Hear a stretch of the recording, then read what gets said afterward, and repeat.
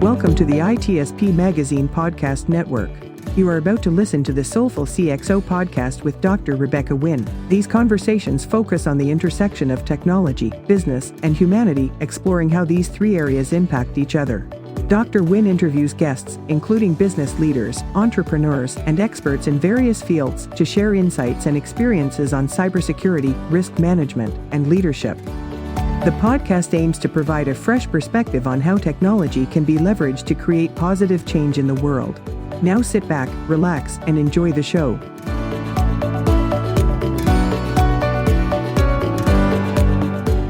Welcome to the Soulful CXO. I'm your host, Dr. Rebecca Wynn.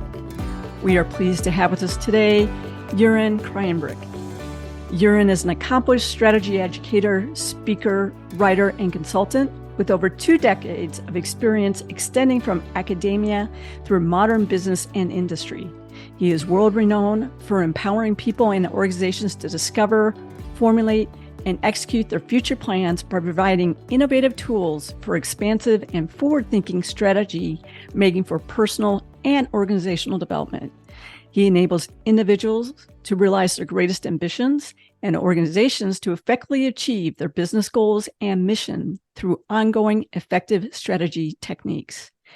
Drawing from his cognitive psychology, humanism, martial arts, St. Benedict, and an extensive range of other sources, he has written numerous articles on strategy, sustainability, and personal leadership, as well as authored 5 books: The 1 Hour Strategy, Strategy Consulting, No More Bananas, Unlearning Strategy, and the Strategy Handbook. He is an active contributor to Forbes and a top voice on LinkedIn, writing about strategy, leadership, and how to embrace and harness the complexity, uncertainty, and opportunities of the global marketplace that the world has become. Additionally, he teaches strategy at the University of Amsterdam Business School. Jeroen, it's great seeing you again. Welcome to the show. Yeah, thank you for this wonderful introduction. Glad to be here. You have a diverse background that's very extensive too. How did you start in the world of strategy? Yeah, I had to teach it as a young university lecturer. So I did my PhD, and while doing that, probably there was a vacancy for that course, like a first-year strategic market management course. And I gave that course and started to like the topic. And ever since, I think that has fascinated me. Also because it's, I think, kind of this integrated view on organizations, and not just like one specific function. It's not just marketing, just finance, just HR, but really how do all these work together? And yeah, that has kept me interested my entire career so far. Companies really struggle with strategy. Why do you think that we struggle so much on coming up with a strategy? Yeah, that's a fascinating question, because I do think it's not really necessary. And if you look in how we talk about strategy, how strategy is taught, the textbooks, I think we are making life quite difficult and have kind of learned a rather peculiar way of what strategy is and how to generate it, how to execute it. So if you look at the typical textbook, it's often a collection of models. Like every page, you turn the page, there's a new framework, there's a new model, and so on and so forth. So it looks like strategy is this kind of activity where you have to fill in 25 models, do a lot of analysis, and then magically come to a good direction for your company. So I think part of it is the research, the teaching, how we have been promoting strategy in a not so effective way, and that's what we see embraced in companies as well. This is also, and I know this is not really just answering your question, but a little bit more than that. One of my main drivers in my entire career, as I said, I started teaching strategy, but quite soon became dissatisfied. So I heard myself talking. I was working with students and teaching them Porter's 5 Forces framework, balanced scorecard, BCG matrix, and so on and so forth. And while doing so, I became increasingly dissatisfied with how is this helpful? It's interesting. It leads to some findings, but how does it really help a company move forward and create a strategy that they can execute? And based on that, I've moved on at the university and then became consultant and started writing books in order to come up with an approach that is more useful, more applicable, more complete, more leading to more executable strategy. So that has been, I think, the lack of suitable approaches and the overly promoted not so suitable approaches. Can you walk us through an example on effective strategy versus a really poor strategy and how that cripples maybe a company or an individual? Yeah, I think there's a lot of, and of course it's easy to sit on the side and criticize someone else's work or to criticize an existing strategy. I realize that it's easier than doing it yourself. But if I look, I've seen quite a few strategic plans over the years, and what the general observation that I had is, okay, it looks impressive, it looks interesting, but now what? What do I need to do? What's the action? What's the change? How is this different? So a lack of clarity, a lack of precision, a lack of accuracy in being able, or maybe even to be willing to express very clearly, this is how we did it so far. This is how we're going to do it from now on. This is how it's different. And this is what we need to do in order to get there. So that lack of clarity has been, I think, one of these big issues in many strategic plans. And I do understand it because it's not always easy to be precise. And it's also kind of scary to be precise, because if you are precise in your strategic plan, then someone can tell you after 2 years, like, hey, you're not on track. You're not doing what you intended to do. And as long as you keep it vague, you can always kind of create a story that you're still doing okay. So that lack of clarity is I think, one of the main issues I see in many strategy plans. One of the things I see is companies want to rush to tactical very quickly. What do I just need to buy? What do I just need to do to make it happen? And I don't always see them being very thoughtful about where they want to be in 3 years, 4 years, 5 years. What's their why? Why do they want to be there? Who are they trying to target market-wise in different places along those lines? That's what I see, at least from a technical perspective. It's just what I need to buy today. And that's why I think they also fail in it seems like every 3 months that they're changing not only the strategic plan, but their tactical plan, is because they don't have that clarity. Is that what you see too with a lot of companies and why they fail? Yeah, that is quite interesting you're mentioning this. And one of the principles or mottos or quotes I have in my book, The Strategy Handbook, is speed it up by taking it slow. And that's exactly describing what you are describing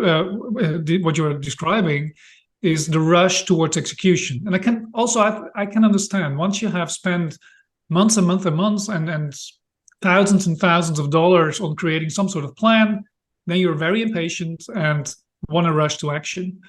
The fascinating thing is that in many cases where they say we have developed a strategy and now want to move to execution, the actual thing that's missing is the strategy.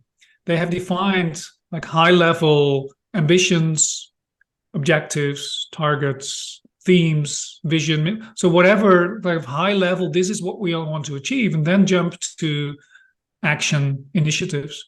What is missing is what I think its strategy is it's basically a business logic. It's a logic describing how your company creates value and captures value. So who are your customers? What are you offering? Based on what competences? With whom? What's the revenue model? What kind of cost? And how do you create a sensible logic in which all these elements fit together? And that story, that logic, is often missing in what people call a strategy, while actually the whole thing that is missing is the actual strategy. How do people work through trying to ferret out what those areas are that you just mentioned? Is there some steps or processes they should follow to go through there? I know a lot of times CEOs might get together with their board of directors. Maybe they get together with, whoever owns them by venture capitalists, and they come from a very high level where it's a revenue model.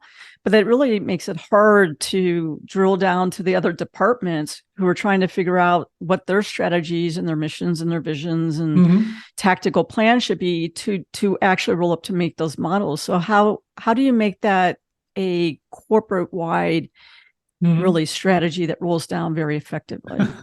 How long do we? There's a long answer, of course, because it includes quite a few steps. But just to summarize it, there's a couple of principles of a couple of things that I always do when working with an organization.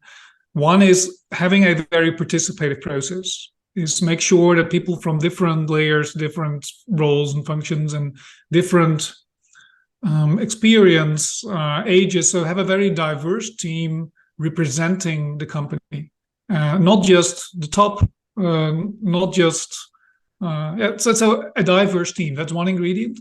Then in terms of steps, I find it very important to start with creating an understanding of the status quo, because that's where things already go wrong. Is people, and you will be surprised, or maybe you won't be surprised, but many people are surprised how different people already think about how things are today. That's factual. And if you ask like your purchaser and your controller and your marketing person or your engineer or whoever, they have a different view on who is the actual most important customer, on what is unique about the products and services, about cost, about competences, and so on. So I pay a lot of attention to creating this shared understanding of the status quo. And once you have that, the rest becomes relatively easy, because you also identify, okay, where are the weak spots?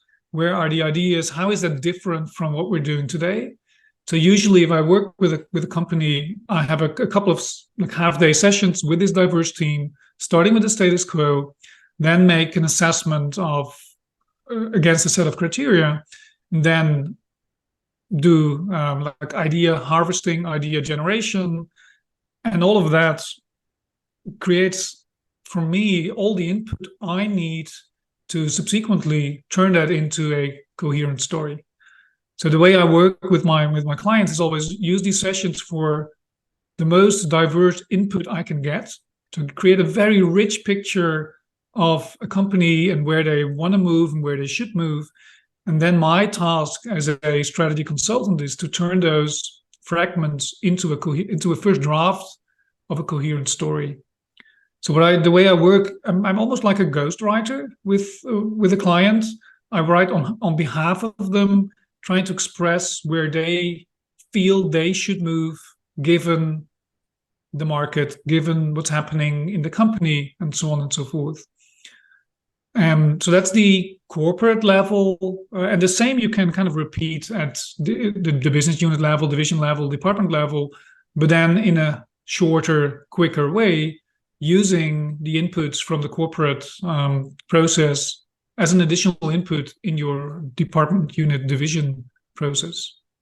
Do you find that companies seem to confuse initially what is our mission, what's our value compared to what is our strategies? Because I see that a lot of times there's a lot of misalignments, or the mission and values are something they put on the wall, but it doesn't seem to align where those strategies want to go. And that seems to cause a lot of strife and confusion in the workforce. Yeah. Which is, I think, another reason, which may also be caused by the way we've been teaching strategy for decades, is there is this idea that every company needs a mission, a vision, core values, and a strategy. And this whole template is kind of broken. It doesn't work. And because if you look what people write down, what a mission is, what a vision is, what's the difference, how do they relate? And to be fully transparent here, I have never so far in my entire life created a vision or a mission for a company, because that's not what I do. I find it much more important to talk about. So values, I think, are important. So what do we care about? What are some guiding principles? Where are the boundaries of what we find acceptable? What do we prefer, and so on. But what I find much more important than mission, vision is identity and ambitions. So identity is, who are we? What kind of organization are we? Are we a consulting company? Are we a service provider? Are we a pharmaceutical company? So what really the essence of what type of business are we, or what type of organization are we? And ambitions are, okay, where do we want to be an X number of years from now? What are the directions? So yes, because of this kind of almost mandatory template, mission, vision, values, strategy, a lot of companies kind of struggle, like, okay, we have to put it in that structure. No, you don't. Also, when prospective clients have asked me, can you create a mission and a vision for us? My question is why? And probably not. And so we go then through the process that I just described, using the tools that I developed, and then the question kind of disappears, because what they really ask for is not a mission, it's not a vision, it's not even a strategy. It's clarity about the direction of the company, making choices, channeling the energy on what should we focus on and what should we not focus on. That makes sense, because a lot of companies, it amazes to me when you do look at those missions and visions and goals and stuff like that. The executives might have changed. The company might have even changed on who they have acquired, for example, or what parts of the companies they've sold off. And you're like, what you stood for 10 years ago or 15 years or 20 years ago is really where the company isn't today. And so it seems like they don't even reevaluate those to go along with the strategies and the technical plan. So the people who do have a mission and vision, because marketing, for example, people expect them on the website. How often do you think people should really review them with their staff? I would think that you should do that at least as often as you come up with those strategic plans, be there a 3-year plan, 5-year plan. I will tell you personally, I think those companies who come up with a 10, 15, 20-year plan, I don't know why. It seems like those never come to fruition. But what do you see? I think two answers here. One is, I think the general principle that I try to use is monitor actively, change reluctantly. So yes, review very frequently and see, has the world changed? Do we need to change this? But change reluctantly. I think try to stick to what you have as long as you can, not beyond that. So really, as long as it's healthy for a organization, because the whole point of strategy, but also mission, vision, and everything related, is to create some stability, a stable frame of reference in a changing, complex, uncertain world. So if we are throwing this away like every year, then we lose the whole essence of what strategy is about in the first place. The other thing about how long, I think it's relevant or useful for companies to think in terms of horizons. Like you have and I'm not talking about really the short-term, more tactical operational stuff, but strategic horizons where probably 1-2 years is just like fix the status quo. Like horizon one, where you won't radically change in that short period, but it is important to think about the strategy of your company. And you have horizon 2, 3, maybe even 4, where you look at 2 is more like, okay, what are we going to invest in terms of innovation? What kind of new business lines, new product market combinations? And 3 and 4 is much more disruptive. How do we need to reinvent our company? And 4, even how do we anticipate the change of the ecosystem we're in? So, and it is useful for at least some companies, not all the time, but to have these long-term thoughts and at least some attention to thinking about, okay, but how is this industry changing? How is it different like 10 years from now? Not to kind of reason backwards and set objectives for every year in between and create a very complicated, detailed plan, but to create awareness of how things could be different compared to today. But usually when I work with a company, I have like 2 cycles. One is a 3-year cycle where we do a serious redefinition of the strategy every 3 years. And in my case, when I say strategy, I haven't explained it very much, but the tool I use for that is what I've called the strategy sketch. It's like an ontology of what strategy is. It's opening up the black box. It consists of 10 elements, and values and goals, organizational climate. So those elements related to mission, vision, and so on are basically included. They're not necessarily the starting point. They're just 1 out of 10 elements that are also relevant to review. So we review those 10 elements seriously and challenge them seriously every 3 years. So then the attitude is, let's challenge, let's see what do we need to change. The years in between, you basically try to stay on course. So you do a light up after a year, like, okay, how are we doing? Can we still continue our journey, or do we need to pivot? And then the attitude should be monitor actively, change reluctantly. Let's try to stay on course, because otherwise we throw in too much confusion and change in the company. Do you find that companies try to take on too much, and so there's end up being 10 or 20 priorities, or all top 1 priorities, and so you can't execute on them because there's just too much that you're trying to put as a critical priority? Do you find that quite frequently, or is that more towards startup and maybe medium-sized companies? Short answer, yes. I find that frequently. The bit longer answer, and that it's often one of the reasons that I work with them, is that they realize a lack of focus. So it's also doing too much at the strategic level, too many different clients, too many different products, too many different processes and competences, and too complicated revenue models and costs and so on. So the making choices, creating focus, narrowing down is very often almost the main activity I do when developing the strategy. And then indeed, this is a very natural human tendency. We are too optimistic. We cannot really anticipate and understand the complexity of things unless we have started executing them. So I think almost by definition, you bite off too much in the beginning and find out that you can't do it all. And this is why, before moving to some sort of action planning, I try to help companies develop a roadmap. And a roadmap is kind of in between your strategy and the action plan. Is kind of a high level.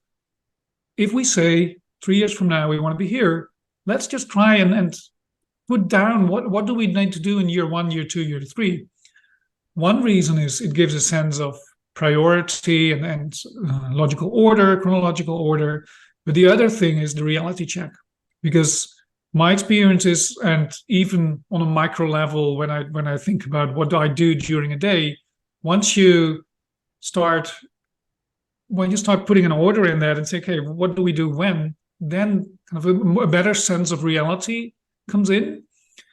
So that's my way to avoid doing too much, starting too much before you actually start. So because when you're still creating your roadmap, it's still very cheap because it's on paper. You can cross off, you can go back to your strategy, and more often than not, you probably need to kind of reduce your ambition level a bit, because what sounds great in the first round, and when you write it down, when you think about, can we actually realize this? You probably find out, no, probably not, because we can't stop the business for a year. We have to just move on, and we have a staff shortage anyway. So who is going to do it? So this reality check, building that in at several points in the process, is very important to avoid what you're describing. One of the things you do really well is you break down those very complex strategies that can be hundreds and hundreds and hundreds of pages, depending on the size of the company, into small bite-sized concepts that really almost anybody can actually grasp. And that's one of the things that I've always enjoyed about your LinkedIn post. And I'm telling the audience out there, if you don't follow him, you need to be following him. How did you come about doing that? Because they're great. I find them fascinating every day. Great. That's very nice to hear. And thanks for advertising this. Probably, I think a lot of what we're doing is to compensate for our own weaknesses, or to find a solution for our own weaknesses. So if I look at myself personally, I think I'm very good at taking in really a lot of information, and then you're easily confused. So I have a very strong need to structure my thoughts, to structure the information that comes in, which is also what I just mentioned, the strategy sketch is my kind of ontology to the tool describing what strategy is about. I need that because I don't understand the term strategy. I see so many different definitions, so many different elements. I've read like 1,000 books and everyone talks about it in a different way. So I have a very strong personal need to simplify and understand these concepts. And my process for understanding is writing. So all these posts, many of these posts, before I start writing them, I have no clear idea of what the post is going to be.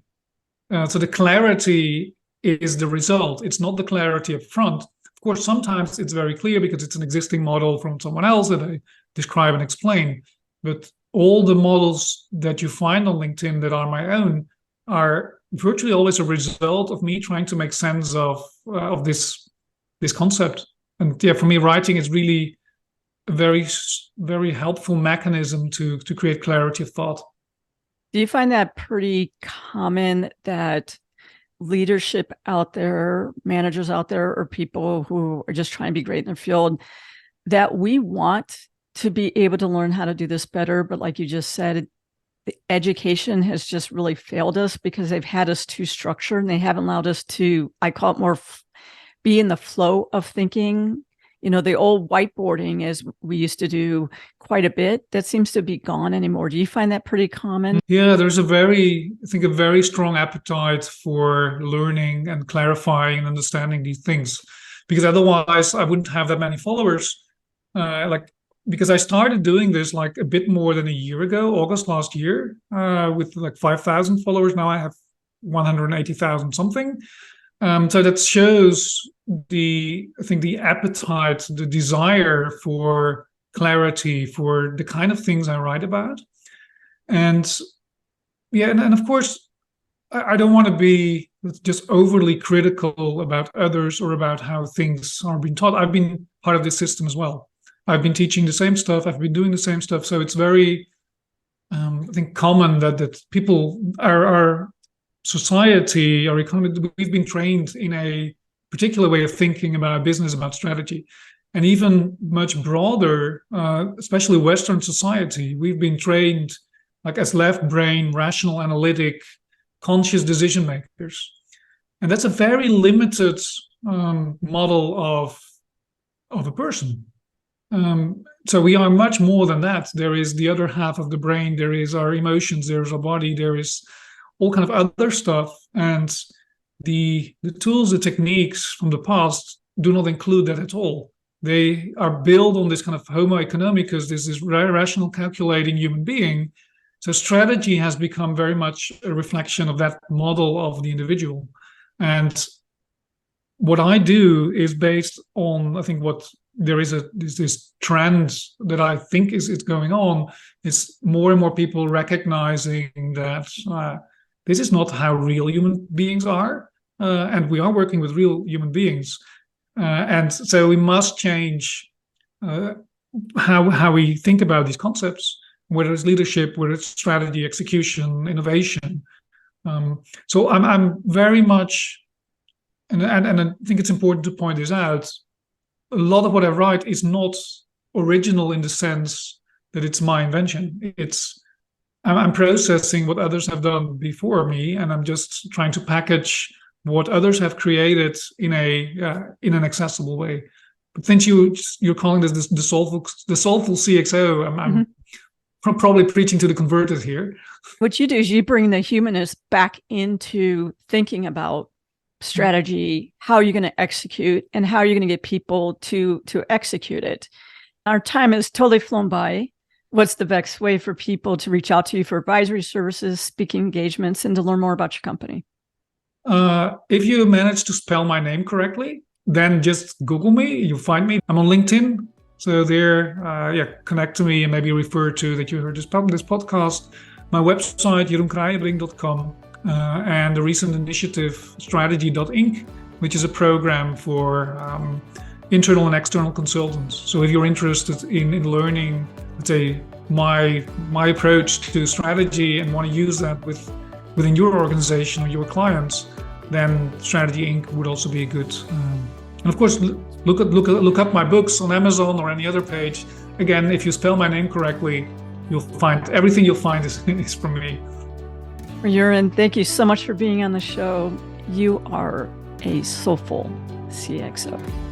Thank you very much. It was a pleasure being here.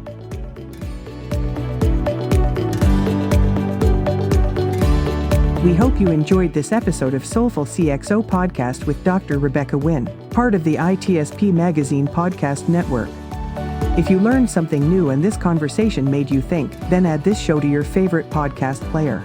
Subscribe to the ITSP Magazine YouTube channel and share the ITSP Magazine podcast network with your friends, family, and colleagues.